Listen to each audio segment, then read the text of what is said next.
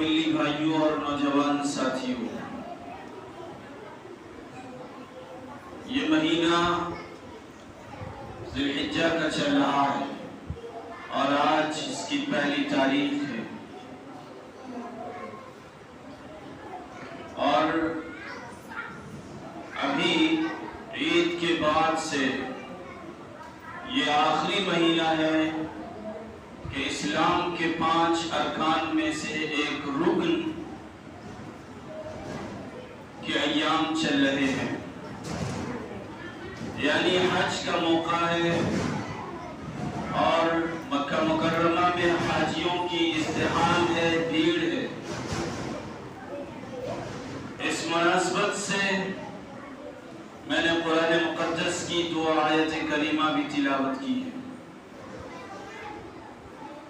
اس میں اللہ تعالی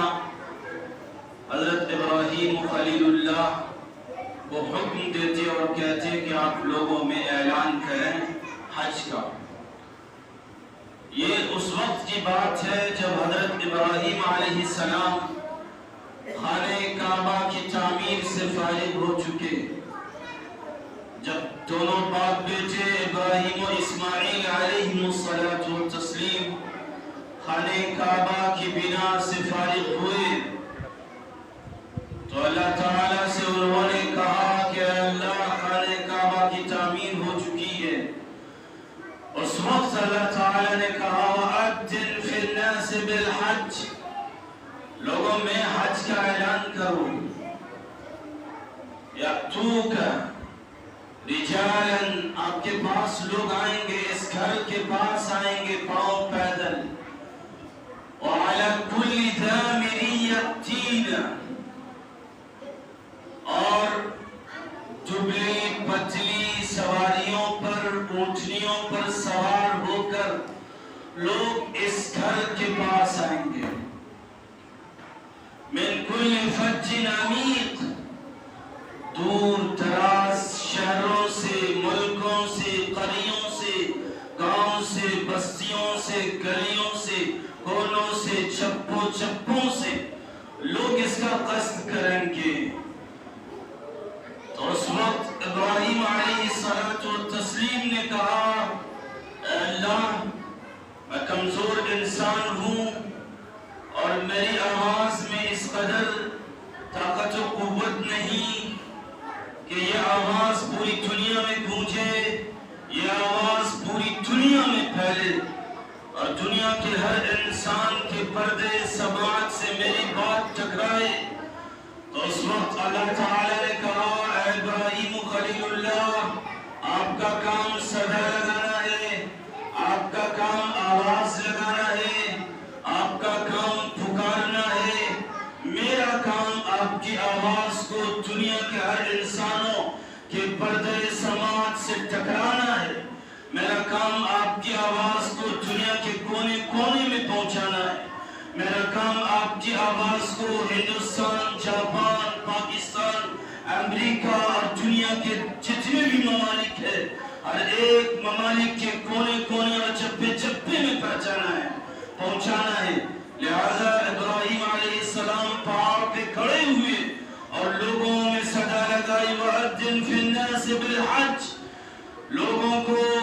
کعبۃ اللہ کے حج کی طرف بلایا، لوگوں کو اللہ کے عشق و محبت کی طرف بلایا، لوگوں کو کعبۃ اللہ کے طواف کی طرف بلایا، لوگوں کو صفا و مروہ کی سعی کی طرف بلایا، لوگوں کو رمی جمار کی طرف بلایا، لوگوں کو مزدلفہ اور منی اور وقوف عرفہ کی طرف بلایا۔ لہذا جنہوں نے اس وقت آواز سنی اور جو آواز سنے اس وقت ابراہیم خلیل اللہ کی، انہیں حج نصیب ہوا اور وہی لوگ حج کر پاتے ہیں اور اسی حج اور اسی آواز کا جواب دیتے ہیں لبیک اللہم لبیک لا شریک لک لبیک، یہ جواب دیتے ہیں۔ جب حاجی احرام باندھتے اور تلبیہ پڑھتے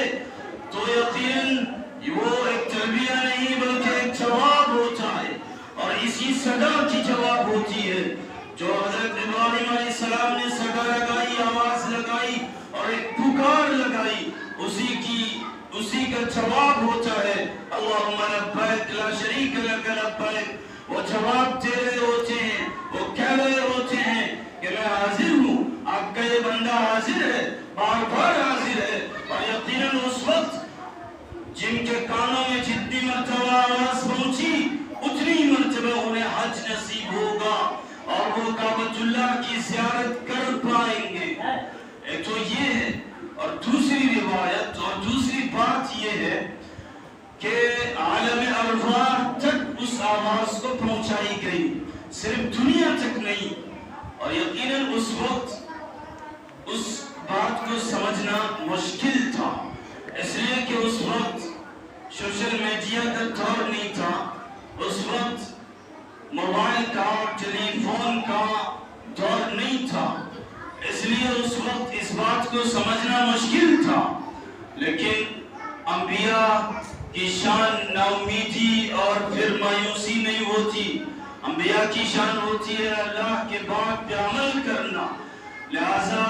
آج اس بات کی جھلک اور اس بات کا پرتو اور اس بات کا عکس ہمیں ملتا ہے کہ کس طرح اللہ تعالیٰ نے حضرت ابراہیم خلیل اللہ کی آواز کو پوری دنیا میں پہنچا دیا۔ آج ہم منٹوں میں سیکنڈوں میں فون کرتے ہیں، ہندوستان سے امریکہ اور سعودی عربیہ اور پوری دنیا فون کر لیتے اور حال و احوال پوچھ لیتے ہیں۔ تو یقیناً اللہ کے قدرت میں یہ بات تھی کہ ابراہیم علیہ السلام آواز لگائے اور ان کی آواز کو پوری دنیا میں پھیلا دیا جائے، ان کی آواز کو پوری دنیا کے کونے کونے اور چپے چپے میں پھیلا دیا جائے۔ لہذا حضرت ابراہیم علیہ السلام نے آواز لگائی اور وہ آواز کا جواب اس مہینے میں حجاج کرام دیتے ہیں۔ تو یہ مہینہ حج کا مہینہ ہے اور حج کے اختتام کا مہینہ ہے۔ اس مہینے میں حج اختتام پذیر ہو جائے گا اور حج صحیح معنوں میں عشق الہی کا منظر ہے، حج صحیح معنوں میں عشق الہی کا مظہر ہے۔ حج سے پتہ چلتا ہے کہ کس بندے کو اللہ سے کتنی محبت ہے۔ اور یقیناً جب ایک حاجی حج کر رہا ہوتا ہے اور جب طواف کرتا ہے خانہ کعبہ کا، تو اس وقت جب وہ طواف کرتا ہے تو کس قدر ایک دوڑنے کی سی کیفیت ہوتی ہے، طواف کے اندر چلنے سے کہیں بڑھ کے کیفیت ہوتی ہے۔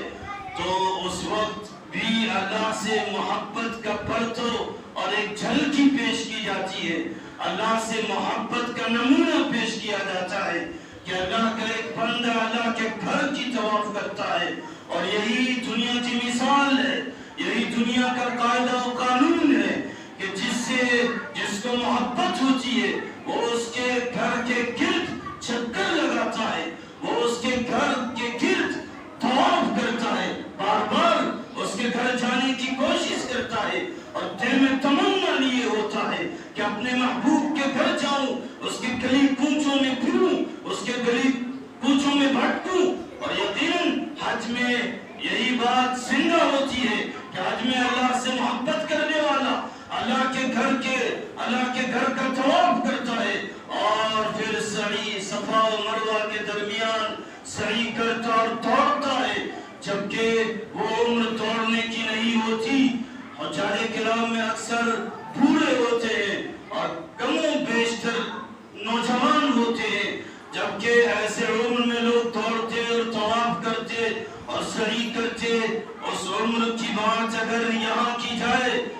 لوگ اگر اسی طریقے سے یہاں دوڑیں، اپنے گلی کوچوں میں اور محلے میں دوڑیں، تو لوگ دیوانہ کہیں گے، پاگل کہیں گے، ساحر کہیں گے، لوگ کہیں گے مجنون کہیں گے۔ اور یقیناً جس کی یاد میں مجنون کہہ دیا جائے، جس کی طرف میں دیوانہ کہہ دیا جائے، اسے ہی اصل محبت ہوتی ہے۔ تو یقیناً اس وقت طواف کے موقع پہ، صفا و مروہ کے درمیان سعی کے موقع پہ حجاج کرام دوڑتے ہیں۔ یہ اس بات کی علامت ہے کہ دوڑ لو اللہ سے محبت کے واسطے، اور وہاں جو کام ہوتا ہے وہ خلاف قیاس ہوتا ہے کہ ایک وقت 8 ذی الحجہ کو حجاج کرام سے کہہ دیا جاتا کہ آپ مینا کی طرف چلے جائیں، مسجد حرام کو چھوڑ دیں، جبکہ وہ مسجد حرام جہاں ایک نماز کا ثواب 1,00,000 नमाजों की सवाब के बराबर मिलता है। लेकिन हुज्जाज किराम अल्लाह की बात को मानते हुए, अल्लाह की बात को एक्सेप्ट करते हुए और अल्लाह के रसूल की बात को कबूल करते हुए मस्जिद हराम को छोड़ देते और मिना आते, फिर मुज़दलिफा, फिर मकाम अरफात, इस तरीके से अपने हज की तकमील करते,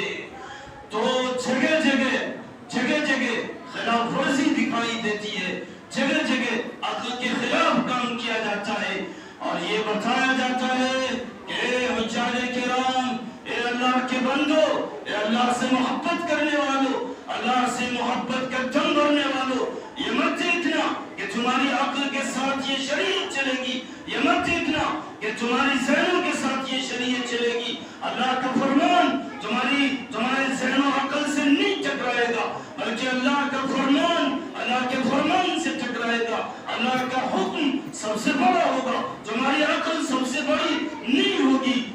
यूं तो ये कह दिया जाता और हुज्जाज किराम कहते यहाँ 1,00,000 सवाब का नमाज एक वक्त में मिलता है और वो मीना यहाँ वो कैफियत नहीं होती, हम क्यों मस्जिद हराम को छोड़े। लेकिन नहीं, पूरे हज के दरमियान और पूरे हज में हुज्जाज किराम को ये सिखाया जाता है कि जो तुम्हारी अक्ल कहती है वो नहीं चलेगी, जो तुम्हारा ज़हन कहता वो नहीं चलेगा, जो तुम्हारा ज़मीर कहता वो नहीं चलेगा। चलेगा वो जो अल्लाह का हुक्म है, अल्लाह का जो फरमान है। जिस वक्त अल्लाह का जो फरमान हो, जिस वक्त अल्लाह का जो हुक्म हो, सिर्फ वही चलेगा, तुम्हारी अक्ल नहीं चलेगी। तो यकीनन पूरा हज खिलाफ वर्जी के साथ अल्लाह के फरमान पे अमल करने की ताकीद करता है, अल्लाह के फरमान को बताता है और अल्लाह से मोहब्बत को सिखाता है। और हुज्जाज किराम कहीं मुल्तजिम से चिपकते हुए दुआएं कर रहे होते हैं, रो रहे होते हैं, अल्लाह की याद में तड़प रहे होते हैं, भाग रहे होते हैं, दौड़ रहे होते हैं। उस कैफियत को एक हाजी ही समझ सकता है, उसके अलावा कोई नहीं समझ सकता। बातें जरूर सुनेंगे लेकिन वो कैफियत नहीं समझ पाएंगे। हम बातें जरूर सुनेंगे लेकिन वो लज्जत महसूस नहीं कर पाएंगे। बातें जरूर सुनेंगे लेकिन जो चाशनी हुज्जाज किराम को मिलती है वो चाशनी आपको मयस्सर नहीं होगी। बातें जरूर सुनेंगे लेकिन अल्लाह की मोहब्बत जो वहां जाके मिलती है वो यहाँ सुन के नहीं मिलेगी। इसलिए अब जरूरत इस बात की है कि जिनके ऊपर हज फर्ज हो चुका है, जो हज की फर्जियत को पहुंच चुके हैं, जरूरत इस बात की है कि वह हज करे, हज की अदायगी करे।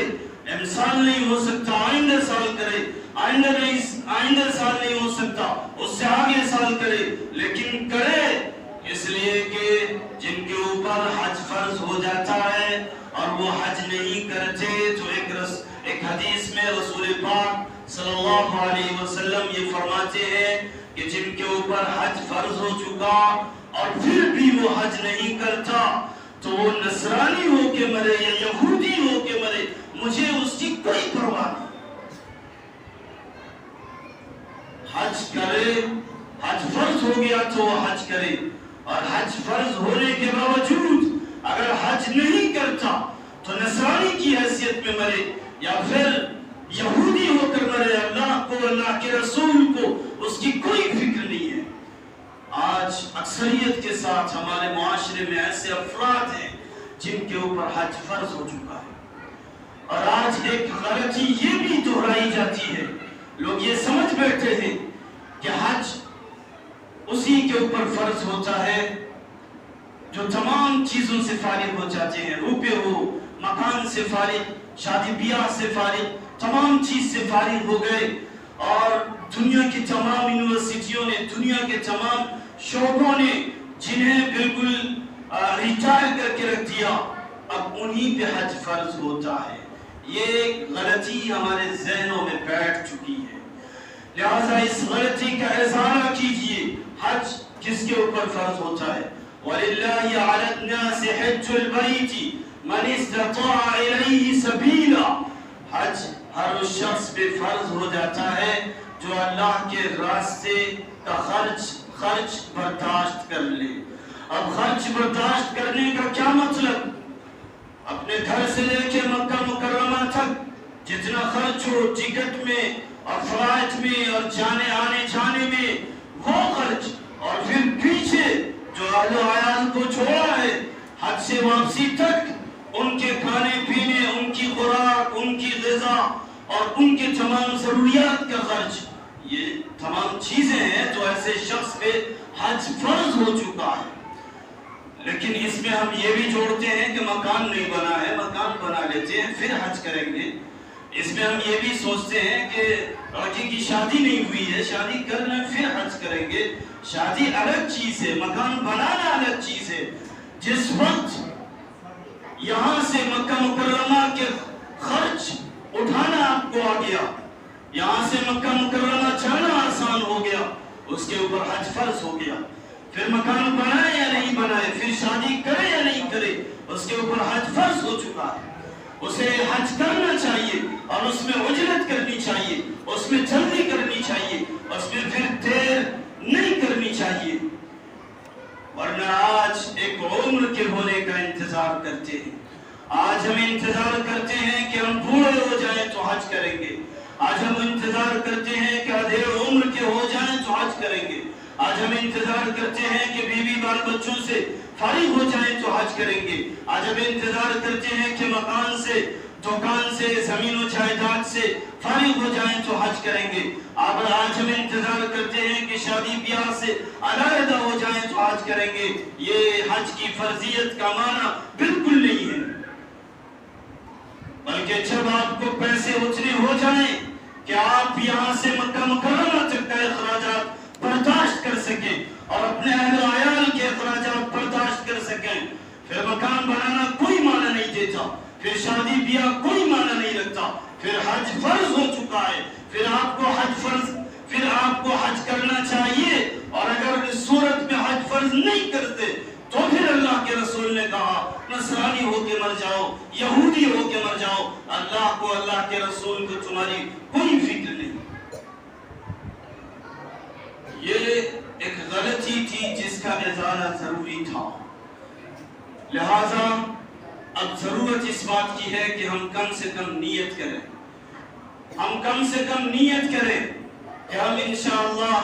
اللہ تعالیٰ جب سبیل پیدا کرے گا، جب راستہ بنائے گا، جب اتنے روپے پیسے ہمیں دے گا تو ہم ضرور حج کریں گے۔ اور اللہ تعالیٰ اپنے بندوں کی نیتوں کے ساتھ ہوتا ہے،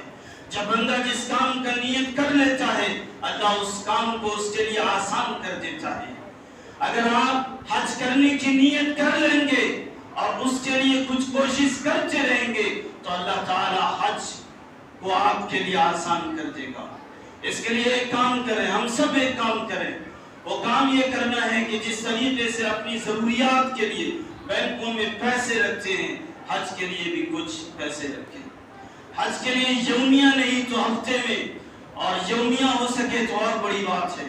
یومیہ 5 روپے 10 روپے، نہیں ہو سکے تو 1 روپے آپ ضرور رکھیں۔ حج کی نیت سے ایک باکس بنائیں، ایک ڈبہ بنائیں اور اس میں حج کی نیت سے روپے ڈالتے رہیں،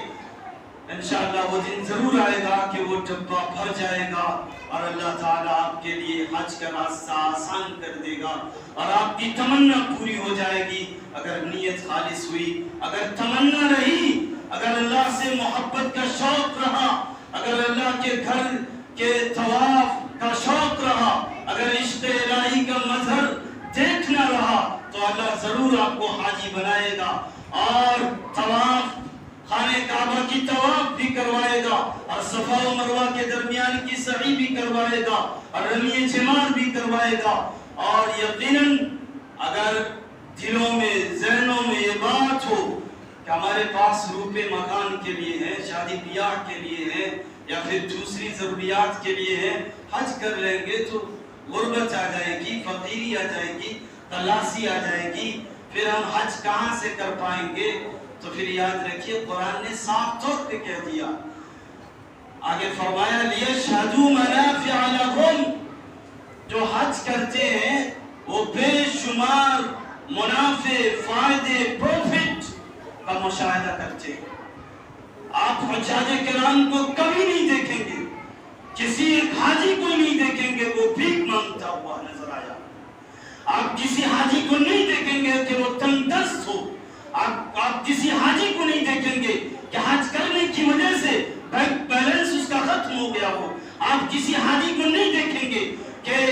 یہاں سے مکہ مکرمہ تک جانے کی وجہ سے اس کے پیسے ختم ہو گئے ہو اور وہ لاس اور نقصان میں چلا گیا ہو. ایک مثال آپ نہیں دے سکتے ہیں, ایک ایگزامپل نہیں دے سکتے ہیں, آپ نہیں بتا سکتے, لیکن یہ دیکھ سکتے ہیں کہ جنہوں نے حج کیا ہے اللہ تعالیٰ نے انہیں نواز دیا ہے. اس لیے قرآن نے کہا لِيَشْهَدُوا مَنَافِعَ لَهُمْ, جو حج کر لیتا ہے حج کرنے کے بعد اپنے گھر جب آتے ہیں لِيَشْهَدُوا مَنَافِعَ لَهُمْ, بے شمار فائدے دیکھتے ہیں, بے شمار نفع دیکھتے ہیں, بے شمار پروفٹ دیکھتے ہیں, جائیداد بڑھتی نظر آتی ہے, اولاد بڑھتی نظر آتی ہے, اور ان کے بینک بیلنس بڑھتے نظر آتے ہیں, اور ان کی امیریت میں اضافہ ہوتا چلا جاتا ہے. یہ آپ کو نظر آتا ہوگا اپنے محلے میں, اپنے بستیوں میں, ہر جگہ آپ دیکھتے ہوں گے, لیکن کبھی یہ نہیں دیکھیں گے کہ کوئی حج کو گیا اور فقیر ہو گیا.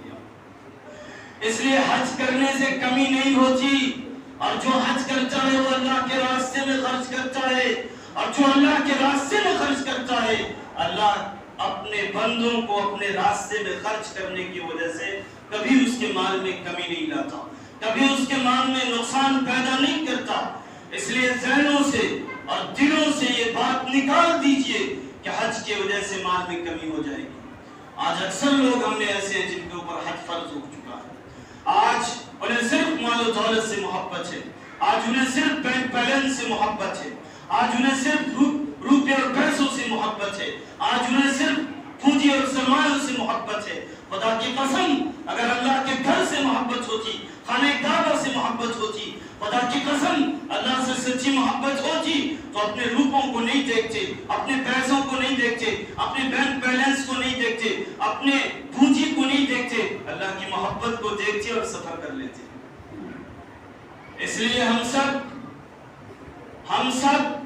ایک نیت کریں اور ارادہ کریں کہ ہم سب انشاءاللہ حج کریں گے. اگر نیت کریں گے اور اس کے لیے کوشش کرتے رہیں گے تو اللہ تعالیٰ کوشش کو کامیاب کرے گا اور ہر کوئی حاجی نظر آئے گا, اور پھر اس کے بعد بے شمار فائدے دیکھنے کو ملیں گے. اور آخری بات, یہ جو بات ذہن میں بیٹھ چکی ہے کہ ہر جگہ سے ریٹائرمنٹ مل جانے کے بعد ہی حج کریں گے, اسے بھی نکال دیں. جس وقت آپ کو حج کے پیسے ہو جائیں, حج کے راستے کے اخراجات پورے کرنے کے آپ قابل ہو جائیں, اسی وقت حج کریں. اگر آپ جوان ہیں اور اتنے پیسے ہو گئے کہ آپ حج کر سکتے ہیں تو بڑھاپے کا انتظار نہیں کریں. پھر بڑھاپے کا انتظار کرنا موت کا انتظار کرنا ہوگا, پھر بڑھاپے کا انتظار کرنا اپنی قبر کا انتظار کرنا ہوگا, پھر بڑھاپے کا انتظار کرنا پھر حج سے ہاتھ دھونے کے برابر ہوگا. اس لیے جس وقت اللہ تعالیٰ آپ کو حج کا سبیل بنا دے, آپ کے لیے حج کا راستہ کھول دے, آپ کو حج کے لائق بنا دے, آپ کو حج